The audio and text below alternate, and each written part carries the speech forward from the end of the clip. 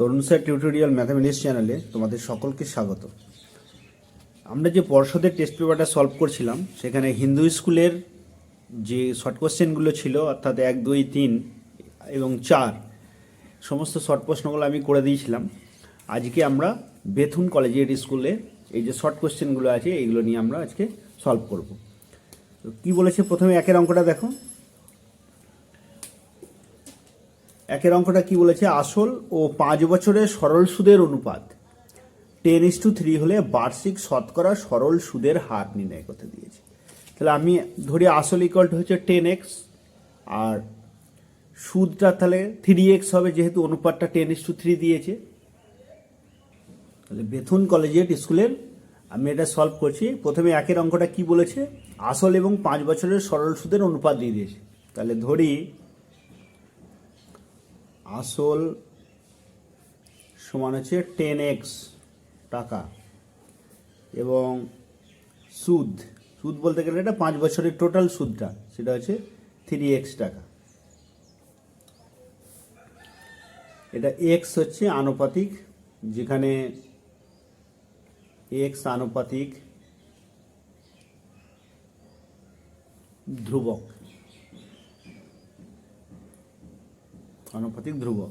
এর সময়টা বলে দেওয়া আছে কত, সময় t সমান হচ্ছে 5 বছর। সুদের হারটা আমাদের বের করতে হবে। তাহলে সুদের হার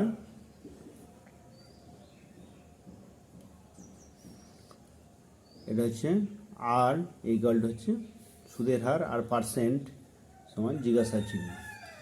তাহলে সুদের হার মানে আমরা জানি আর সমান কি হবে 100i বাই এটা হচ্ছে PT।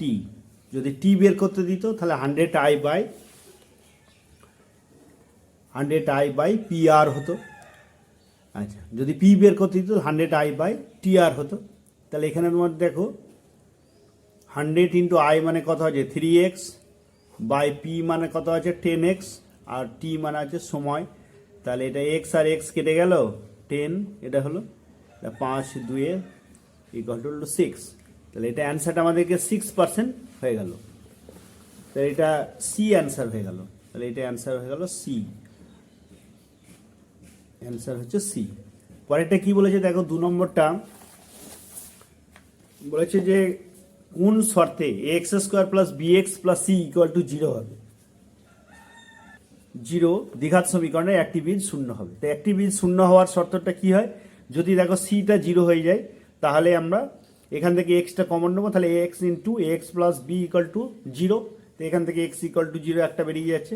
তাহলে একটা বি 0 হওয়ার শর্তটা হচ্ছে সি ইকুয়াল টু 0। তাহলে অ্যান্সার হয়ে গেল সি। তাহলে এটা অ্যান্সার হয়ে গেল সি। তাহলে 2 এর অ্যান্সার এটা হচ্ছে 1 নম্বরটা, 1 নম্বর ছিল, এটা 1 2 নম্বরটা। তাহলে ax² plus bx plus c equal to 0 সমীকরণের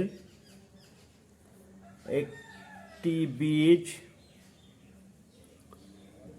শূন্য হবে যখন সি সমান 0 হবে। তাহলে এটা অ্যান্সারটা কত হলো, অ্যান্সার হয়ে গেল সি। আচ্ছা, এখানে যদি সি সমান 0 করে দাও তাহলে ax² plus bx equal to 0। তো এখান থেকে যদি আমরা এক্সটা কমন নিই ax plus b equal to 0, এখান থেকে x সমান 0 আর এটা x সমান হচ্ছে মাইনাস বি বাই এ। তাহলে একটা বি 0 হওয়ার শর্তটা আমাদের বের করতে দিয়েছে। তারপরে 3 নম্বর অঙ্কটা কি বলেছে দেখো, tan থিটা আর tan 2 থিটা সমান 1 হলে sin² 2 থিটা প্লাস tan² 2 থিটার মান নির্ণয় করতে বলেছে। তাহলে tan theta into tan theta, আগে দেখো আগের একটা অঙ্ক আমার পেজে ছিল tan 2 থিটা tan 3 থিটা সমান 1 হলে থিটার বৃত্তীয় মান বের করতে। এখানটা আমি tan থিটা tan 2 থিটা ধরে করে ফেলেছিলাম। এই অঙ্কটা তোমরা tan 2 থিটা tan 3 থিটা সমান 1 হলে এটা তোমরা নিজেরা করবে, যদি না করতে পারো বলবে, আমি করে দেবো। আচ্ছা, তাহলে এটা হচ্ছে 2 নম্বর অঙ্কটা হয়ে গেল। এরপরে আমাদের 3 নম্বর অঙ্কটা তাহলে আমরা কি বলেছে দেখে নিই। 3 নম্বর অঙ্কটা tan 2 থিটা আর tan থিটা। তাহলে tan থিটা tan 2 থিটা সমান 1 হলে, তাহলে 3 নম্বর অঙ্কটা কি বলেছে যে tan 2 theta into tan 3 theta সমান হচ্ছে 1।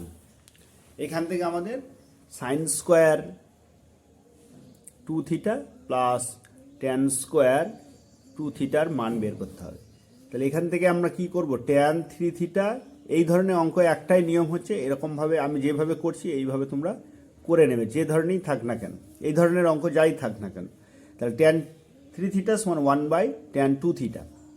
তাহলে এখানে বা দিয়ে ট্যান 3 থিটা সমান আছে কট 2 থিটা, বা ট্যান 3 থিটা সমান এটা হচ্ছে ট্যান 90 ডিগ্রি মাইনাস 2 থিটা। তাহলে ট্যান 90 মাইনাস থিটা মানে হচ্ছে কট থিটা, তাহলে ট্যান 90 ডিগ্রি মাইনাস 2 থিটা মানে কট 2 থিটা। এবার দেখো ট্যান আর ট্যান অটোমেটিক্যালি চলে যাবে, এটা তোমরা কোনো কেটে দেবে না একদম। তাহলে 3 থিটা সমান হচ্ছে 90 ডিগ্রি মাইনাস 2 থিটা। তাহলে বা থিটা প্লাস 2 থিটা সমান হচ্ছে 90 ডিগ্রি। তাহলে 5 থিটা সমান হচ্ছে 90 ডিগ্রি। তাহলে থিটা সমান হচ্ছে 90 ডিগ্রি বাই 5 সমান হচ্ছে 18 ডিগ্রি। আচ্ছা, এবার আমাদের কি বলেছে দেখো,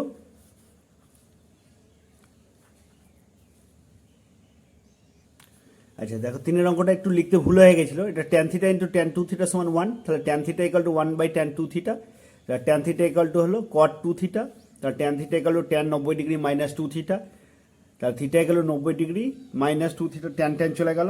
তো এখান থেকে থিটা ইকাল টু 30 ডিগ্রি বেরিয়ে গেল। তাহলে এখান থেকে আমরা কি করব, sine square 2 into 30 degree plus এটা হচ্ছে ট্যান স্কোয়ার 2 ইন্টু 30 ডিগ্রি। তাহলে সমান কত হলো, এটা হচ্ছে সাইন স্কোয়ার 60 ডিগ্রি আর এটা হলো ট্যান স্কোয়ার 60 ডিগ্রি। এবার সাইন 60 মান কত, √3/2 তার হোল স্কোয়ার, আর ট্যান 60 মানে হচ্ছে √3 তার স্কোয়ার। তাহলে এটা কত হলো 3/4 প্লাস হচ্ছে 3, মানেই হয়ে গেল 3 পূর্ণ 3/4। এটা তাহলে প্লাস থাকা মানেই সেটা পূর্ণ হয়ে গেল। তাহলে এটা অ্যান্সার হয়ে গেল 3 পূর্ণ 3/4, তার মানে বি অ্যান্সার হয়ে গেল, এটাই অ্যান্সার হয়ে গেল বি। আচ্ছা, তারপরে 4 নম্বর অঙ্কটা কি বলেছে দেখো, 4 নম্বর অঙ্কটা বলেছে যে ও কেন্দ্রীয় বৃত্তের এবি হলো একটা ব্যাস, পরিধির উপর আর যে কোনো একটা বিন্দু, আর পি আর সমান পি কিউ। তাহলে আর পি কিউ এর মান কত? তাহলে ও কেন্দ্রীয় বৃত্তের পি কিউ একটি ব্যাস, এইভাবেই আমাদের এর অঙ্কনটা করতে হবে। তোমরা মুখে মুখে যদি করতে পারো কোনো ব্যাপার নেই। এটা হচ্ছে আমাদের ব্যাসটা বলে দিয়েছে, পি কিউ হচ্ছে ব্যাস, আর ওপরে এর উপরে আর একটা যে কোনো বিন্দু এটা। তাহলে এটার সঙ্গে এটা আমরা যোগ করব। আচ্ছা, পরিধি আর একটা বিন্দু, পি আর সমান আর কিউ বলা আছে, পি আর সমান আর কিউ, আর আমাকে বের করতে দিয়েছে আর পি কিউ, মানে এই কোণটা বের করতে দিয়েছে। আচ্ছা, এবার দেখো যে এটা একটা অর্ধবৃত্তস্থ কোণ, আমরা জানি যে অর্ধবৃত্তস্থ কোণ সমকোণ, অর্থাৎ পি আর কিউ। তাহলে কি লিখবো আমরা, পি আর কিউ এই যে কোণটা ইকুয়ালটা হচ্ছে 90 ডিগ্রি, যেটা একটা অর্ধবৃত্তস্থ কোণ। তাহলে অর্ধবৃত্তস্থ কোণ 90 ডিগ্রি। এবার দেখো যেহেতু এই বাহুটা সমান এই বাহুটা, তার মানে পি আর কিউ, ত্রিভুজ পি আর কিউ এর পি আর সমান দেওয়া আছে কি কিউ আর, এটা আমাদের দেওয়া আছে। তাহলে অতএব আমাদের এই ধরে যদি হয় তাহলে পি আর কিউ সমদ্বিবাহু ত্রিভুজ, সমদ্বিবাহু ত্রিভুজ। তাহলে সমদ্বিবাহু ত্রিভুজ যদি হয় তাহলে আর পি কিউ কোণ সমান হচ্ছে পি কিউ আর কোণ, এটা সমান কত হবে না 100 ডিগ্রি 180 ডিগ্রি, মানে তিনটে কোণের যোগফল, তার থেকে 90 ডিগ্রি বাদ গেল এটা, তাহলে মাইনাস 90 ডিগ্রি বাই হচ্ছে 2, তাহলে কত হলো 45 ডিগ্রি। তাহলে অ্যান্সার কত হলো 45 ডিগ্রি। তাহলে 45 ডিগ্রি মানে এটাও অ্যান্সার হয়ে গেল বি।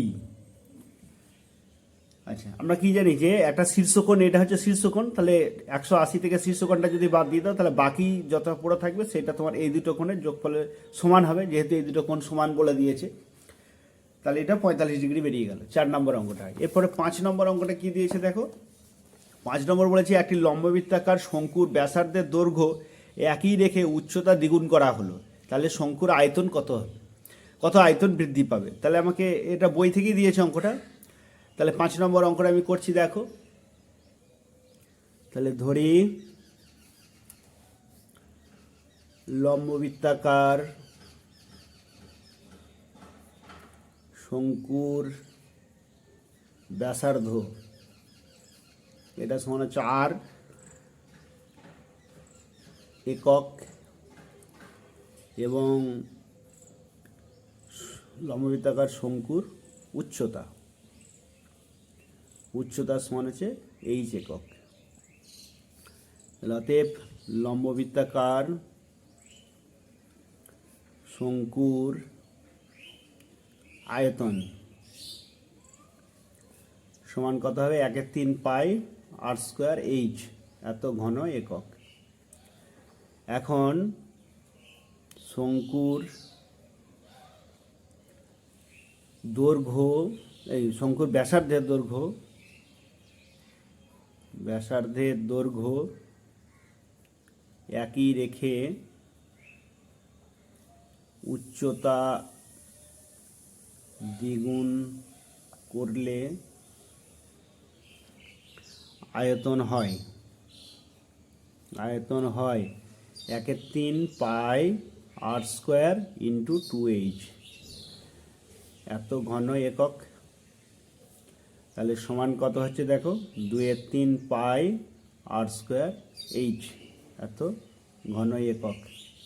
তাহলে আয়তন বৃদ্ধি পেল কত?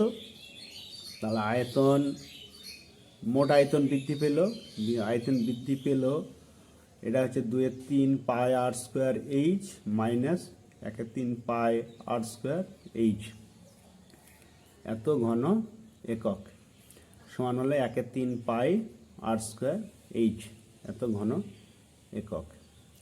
আচ্ছা, তাহলে এবার আমাদের বের করতে হচ্ছে শঙ্কুর আয়তন বৃদ্ধি পাবে কত পার্সেন্ট। তাহলে অতএব শঙ্কুর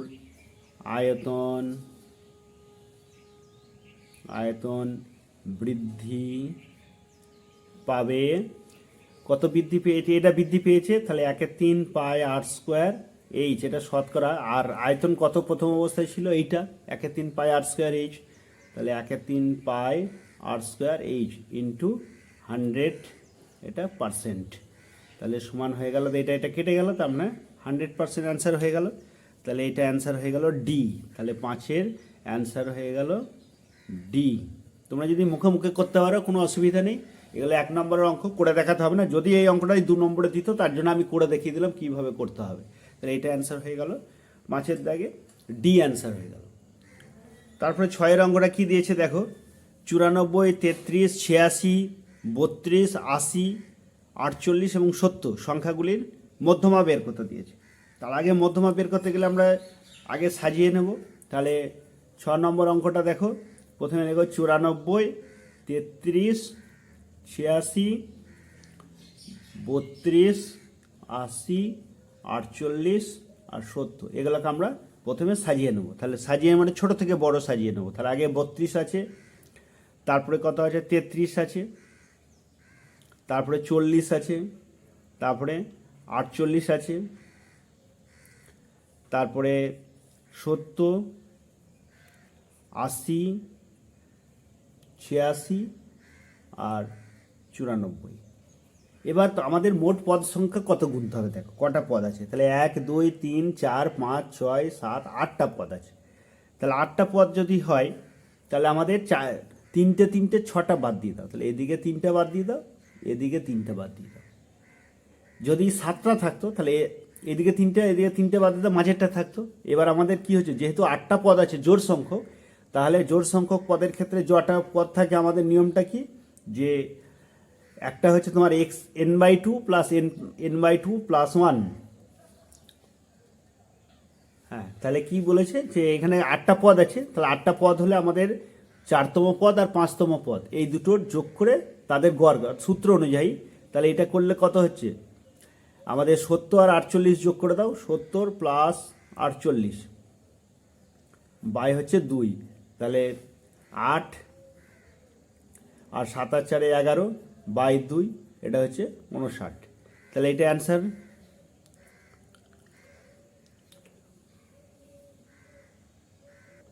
হ্যাঁ, তাহলে কি আছে দেখো, 32, 33, আর একবার মিলিয়ে নি দেখো, 32, 33, তারপরে 48, তারপরে হচ্ছে 70, 80, 86 94। তাহলে মোট 7টা পদ আছে দেখো, তাহলে 7টা পদ হলে এদিকে 3টা বাদ দিয়ে দাও, এদিকে 3টা বাদ দাও, তাহলে অ্যান্সার হয়ে গেল 70। আচ্ছা, তা আমার একটু লিখতে ভুল হয়ে গেছিলো, 40টা লিখে ফেলেছিলাম ওই জন্য। আচ্ছা, তাহলে এটা হয়ে গেল 70, তাহলে এটা অ্যান্সার হয়ে গেল আমাদের 6-এর অ্যান্সারটা হয়ে গেল বি, তাহলে এটা হয়ে 6-এর অ্যান্সার হয়ে গেল। আচ্ছা, এটি যদি 8টা সংখ্যা হতো তাহলে তখন তোমাদের এদিকে 3টে এদিকে 3টে বাদ দিয়ে এই যে সূত্রটা লিখেছিলাম এই অনুযায়ী হতো। তাহলে এখানে 7টা সূত্র আছে, 1 2 3 4 5 6 7টা আছে, তাহলে এদিকে 3টে বাদ এদিকে 3টে বাদ সাজিয়ে নেওয়ার পরে তোমরা এটা করে নেবে। তাহলে 1-এর দাগে 6টা অঙ্ক আমাদের সলভ হয়ে গেল। এবার 2-এর দাগে কি বলেছে দেখো, 2-এর দাগে কি বলেছে, শূন্যস্থান পূরণ করতে বলেছে। যদি 4টি সংখ্যা x 3x 3 এবং y সমানুপাতে থাকে তাহলে y এর মান বের করতে বলে। তাহলে সমানুপাতে থাকে মানে কি বলে দিয়েছে যে x is to 2x double is to এটা হচ্ছে 3 is to y। তাহলে আমরা এটা বা দিয়ে x বাই 2x সমান 3 বাই y, তাহলে দেখো x x কেটে গেল, তাহলে কি দাঁড়ালো আমাদের 1-এর 2 সমান হচ্ছে 3 বাই y, তাহলে y সমান হয়ে গেল 6। তাহলে শূন্যস্থান পূরণে আনসার হয়ে গেল, কত লিখবে এখানে 6 লিখে দেবে, তাহলে এটা অঙ্কটা হয়ে গেল। আচ্ছা, তারপরের অঙ্কটা কি বলেছে দেখো, তারপরে অঙ্কটা বলেছে যে এর 500 টাকা 9 মাসের জন্য আর বি এর 600 টাকা 5 মাসের জন্য ব্যবসায় নিয়োজিত করলে লভ্যাংশ তাদের মধ্যে কি অনুপাতে বণ্টিত হবে। তাহলে মূলধনের অনুপাত যা হবে লভ্যাংশ তো তাদের একই অনুপাতে হবে। তাহলে যদি আমরা মূলধনের অনুপাতটা বের করি তাহলে সেটাই হবে লভ্যাংশের অনুপাত। তাহলে মূলধনের অনুপাতটা কি হবে, তাহলে মূলধনের অনুপাত একটা হচ্ছে তোমার এ ও বি এর মূলধনের অনুপাত, মূলধনের অনুপাত সমান কত হচ্ছে এ ইন্টু 500 ইস টু বি এর কত আছে 600 টাকা, এর 500 টাকা 9 মাস খাটছে, তাহলে 500 ইন্টু 9, 500 ইন্টু 9, আর এটা হচ্ছে 6 মাস খাটছে, এটা হচ্ছে 5 মাস খাটছে, তাহলে 600 ইন্টু 5, তাহলে এটা কত হচ্ছে 4500 ইস টু 3000 সমান হচ্ছে 45 ইস টু 30। এবার 15 দিয়ে যদি আমরা করি 3 15 45 আর 15 দুগুণে 30, 3 ইস টু 2, তাহলে এটা মূলধন অনুপাত হলো। তাহলে অতএব এ ও বি এর লভ্যাংশের অনুপাত, লভ্যাংশের অনুপাত মূলধনের অনুপাত যা হবে লভ্যাংশের অনুপাতও তাই হবে, তাহলে এটা 3 ইস টু 2 হয়ে গেল। এটা 2 নম্বরটা হয়ে গেল। এবার 3 নম্বরটা অঙ্কটা কি বলেছে দেখো, বলেছে ও কেন্দ্রীয় বৃত্তের এ বি আর সিডি জ্যা দুটির দৈর্ঘ্য সমান দেওয়া আছে। তাহলে এটা একটা জ্যা আর এটা সমান দৈর্ঘ্যের জ্যা। এবার কি বলেছে, সমান দৈর্ঘ্যের জ্যা এ ও বি, অর্থাৎ এটা যদি আমি এ বি আর এটা যদি সিডি নাম দিই তাহলে এ ও বি আর সি ও ডি, এটা 60 ডিগ্রি কোণ উৎপন্ন করেছে, তাহলে এটা কত ডিগ্রি কোণ উৎপন্ন করবে। আচ্ছা, তোমরা মনে রাখবে যে সবসময় যে সমান দৈর্ঘ্যের জ্যা কেন্দ্রে সমান কোণ উৎপন্ন করে, তাহলে এটা যদি 60 ডিগ্রি হয় তাহলে এটাও 60 ডিগ্রি হবে। তাহলে এখানে আমাদের সি ও ডি এটা হবে 60 ডিগ্রি, সমান দৈর্ঘ্যের জ্যা কেন্দ্রে সমান কোণ উৎপন্ন করে। আচ্ছা, তারপরে 4 নম্বর অঙ্কটা কি বলেছে দেখো, 4 নম্বর অঙ্কটা কি বলেছে, ত্রিকোণমিতি একটা অঙ্ক দিয়েছে তোমাদের 4 বাই এটা দিয়েছে sec square theta plus 1 by 1 plus cot square theta plus 3 sine square theta, এটা দিয়েছে। তাহলে এটা আমাদের কি বলেছে, এর মান বের করতে বলেছে। তাহলে আমাদের কি করতে দেখো, 4 বাই সেক স্কোয়ার থিটা মানে কি হচ্ছে 4 কস স্কোয়ার থিটা, কারণ 1 বাই সেকের উল্টো হচ্ছে কস, তাহলে 1 বাই সেক স্কোয়ার থিটা মানেই হচ্ছে কস স্কোয়ার থিটা, প্লাস এটা দেখো 1 প্লাস কট স্কোয়ার থিটা, তাহলে আমরা জানি কোস স্কোয়ার থিটা মাইনাস কট স্কোয়ার থিটা সমান হচ্ছে 1, তাহলে 1 প্লাস কট স্কোয়ার থিটা মানে হয়ে গেল cos square theta plus 3 sine square theta, তাহলে এটা হয়ে গেল 4 কস স্কোয়ার থিটা প্লাস এটা sign square theta plus 3 sine square theta সমান কি দাঁড়ালো দেখো 4 cos square theta plus 4 sign square theta. এখান থেকে 4টা যদি আমরা কমন নিই তাহলে cos square theta plus sign square theta সমান হয়ে গেল 4 ইন্টু 1 সমান হয়ে গেল 4। তাহলে 4 নম্বরটা অ্যান্সার হয়ে গেল 4। এবার কি বলেছে দেখো একটি নিরেট অর্ধগোলকের তলের সংখ্যা কটা। তাহলে আগে নিরেট অর্ধগোলক মানে তোমরা জানো যে নিরেট অর্ধগোলক তার মানে এইটা হচ্ছে একটা অর্ধগোলক, আর নিরেট মানে হচ্ছে তোমার উপরেরটা, এটা হচ্ছে সলিড হয়ে গেল। তাহলে এটা আমাদের দুটো তল, একটা হচ্ছে তোমার বক্রতল মানে এটা হচ্ছে বক্রতল, আর এইটা হচ্ছে সমতল। তার মানে একটা যদি তরমুজকে মাঝামাঝি কেটে দেওয়া হয় তাহলে যে রকম আকারটা হবে সেটা, তার মানে উপরের একটা তল আর নিচের একটা তল। তাহলে নিরেট অর্ধগোলকের তলের সংখ্যা হচ্ছে 2। তাহলে একটি নিরেট অর্ধগোলকের তল সংখ্যা সমান হচ্ছে 2। একটা হচ্ছে সমতল আর একটা হচ্ছে বক্রতল। আচ্ছা, তারপরের অঙ্কটা দিয়েছে দেখো, এটা তোমাদের স্ট্যাটিস্টিক্স থেকে দিয়েছে। বলেছে সামেশন বা sigma i equal to 1 to 10 i by 11 এর মান বের করতে দিয়েছে। তাহলে আমরা যদি 10/11 এটাকে আগে বের করে নেবো, কারণ এটার মধ্যে তো আর আই নেই। তাহলে আই যেটা নেই তার তুমি ওটা আগে বের করে নাও। তাহলে এটা তারপরে কি পড়ে থাকলো sigma i equal to 1 to 10, এটা হচ্ছে আই। তাহলে এখানে 10/11 আর এটা মানে হচ্ছে 1 + 2 + 3 + 4 + 5 + 6। এটা আমি ডট ডট দিয়ে লিখতে পারতাম, কিন্তু তোমাদের অসুবিধা হবে সেই ভেবে আমি লিখলাম না। এটা হলো দেখো প্লাস মানে হচ্ছে সিগমা মানেই হচ্ছে প্লাস, প্লাস চিহ্নগুলো দেওয়া মানে হচ্ছে সিগমা। এবার কোথা থেকে শুরু হয়েছে, আয়ের মানটা 1 থেকে শুরু হয়েছে, তার জন্য 1 থেকে শুরু করলাম, আর 10-এ গিয়ে শেষ হয়েছে সেই জন্য 10-এ গিয়ে শেষ করেছি। এবার দেখো এই কটাকে যদি যোগ করা হয় তাহলে তোমরা জানো প্রত্যেকে যে এই কটা যোগ করলে 55 হয়। কি করে হয়, একটা সূত্র আছে তোমাদের স্বাভাবিক সংখ্যার যোগফল n × n + 1/2। তাহলে n এর মান এখানে 10, তাহলে বসিয়ে দাও। তাহলে 10 × 10 + 1 মানে 11/2, তাহলে এটা হয়ে গেল 55। তাহলে এটা আমাদের এই সূত্র অনুযায়ী আমরা এটা করে নিলাম। এবার 11 × 5 = 55, তার মানে অ্যান্সার হয়ে গেল 50। তাহলে এইটা sigma i equal to 1 to 10 এর মান হচ্ছে 50। আচ্ছা, তাহলে 6 নম্বর শূন্যস্থান পূরণগুলো হয়ে গেল। আচ্ছা, তারপরে 3-এর সত্য মিথ্যা বের করতে দিয়েছে। বলেছে যে কি সত্য মিথ্যা দিয়েছে, এক্স ভেরিজেস জেড আর ওয়াই ভেরিজেস জেড, তাহলে এক্স প্লাস ওয়াই ভেরিজেস জেড হবে না হবে না। তাহলে কি বলেছে দেখো,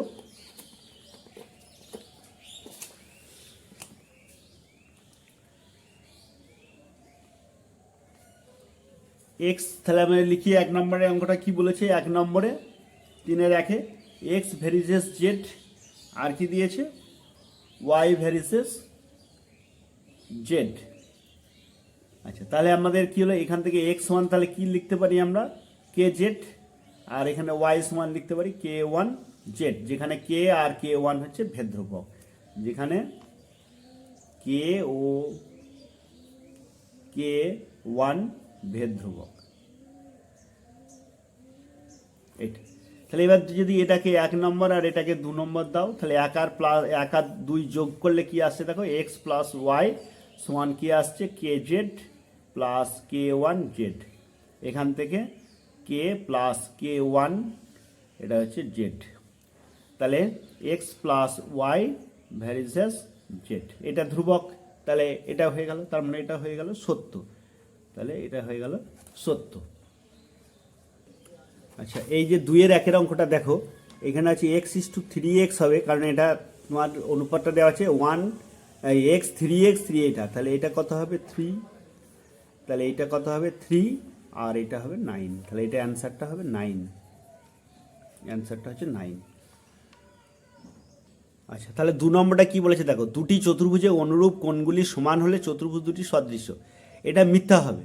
কেন দেখো, বলেছে যে দুটি চতুর্ভুজে অনুরূপ কোণগুলি সমান এবং যদি অনুরূপ বাহুগুলি সমানুপাতি হয়, দুটোই একসাথে শর্ত ফুলফিল করলে তবেই চতুর্ভুজ দুটি সদৃশ্য হবে। দেখো তোমাদের বইয়ে, আমি বইটা খুলে দেখিয়ে দিচ্ছি তোমাদের, দেখো যে একই সংখ্যা বাহুবিষ্ট দুটি বহুভুজ, বহুভুজ যদি এখানে তোমাদের চতুর্ভুজ দিয়ে দেখানো আছে, দেখো দুটো চতুর্ভুজ দেওয়া আছে, এদের দেখো অনুরূপ কোণগুলি সমান, এই কোণটা সমান এই কোণটা, কিন্তু এই দুটো সদৃশ্য হবে না যদি এবং অনুরূপ বাহুগুলি সমান অনুপাতে থাকে। তাহলে এই দুটো শর্ত ফুলফিল করলে তবেই তোমাদের এটা সত্য বলতে পারবো। একটা যদি বলে যে কোনো একটা, তাহলে সবসময় মিথ্যা হবে। এখানে লেখাই আছে দেখো যে সহেলি যে দুটো চতুর্ভুজ এঁকেছে, বলছে এই চতুর্ভুজদ্বয় সদৃশ্য নয়, কারণ চতুর্ভুজের অনুরূপ কোণগুলি সমান হলেও অনুরূপ বাহুগুলির অনুপাত সমান নয়। তাহলে বাহুগুলির অনুপাত সমান না হওয়ার জন্য এটা আমাদের সদৃশ্য হলো না। তাহলে আমাদের এখানে দেখো একটা শর্ত দিয়ে দিয়েছে।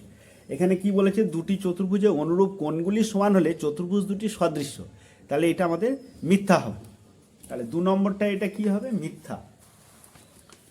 তাহলে 2 নম্বরটা হবে মিথ্যা।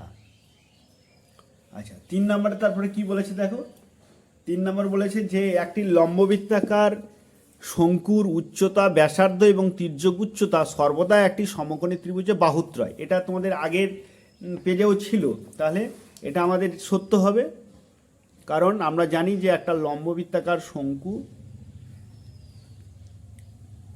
এটা হচ্ছে লম্ববৃত্তাকার শঙ্কু, এটা হচ্ছে ব্যাসার্ধ, আর এইটা তোমার হচ্ছে সাধারণ উচ্চতা, আর এইটা হচ্ছে তির্যক উচ্চতা। তাহলে তির্যক উচ্চতা কি বলে দিয়েছে আমাদের, যে শঙ্কুর উচ্চতা, ব্যাসার্ধ এবং তির্যক উচ্চতা। তাহলে তির্যক উচ্চতা যদি আমাদের এল হয়, আর এটা উচ্চতা যদি এইচ হয়, আর এটা যদি আর হয়, তাহলে আমরা জানি এল স্কোয়ার ইকুয়াল টু হচ্ছে এল স্কোয়ার সমান হচ্ছে এইচ স্কোয়ার প্লাস আর স্কোয়ার। তাহলে এটা আমাদের সমকোণী ত্রিভুজের বাহুত্র, এটা হয়ে গেল সমকোণী। এটা একটা যদি সমকোণী ত্রিভুজ হয়, এটা যদি ও নাম দিই, এটা যদি এ, এটা বি, এটা সি, তাহলে আমাদের এ ও সি যে ত্রিভুজটা হচ্ছে এটা একটা সমকোণী ত্রিভুজ হচ্ছে, তাহলে এটা হয়ে গেল সত্য। তাহলে 3 নাম্বারটা হয়ে গেল সত্য। এবার 4 নম্বরটা কি বলেছে দেখো, 4 নম্বর অঙ্কটা বলেছে, আচ্ছা একটি সাইন দিয়ে দিয়ে দেখো, sine 12 degree minus cos 78 degree,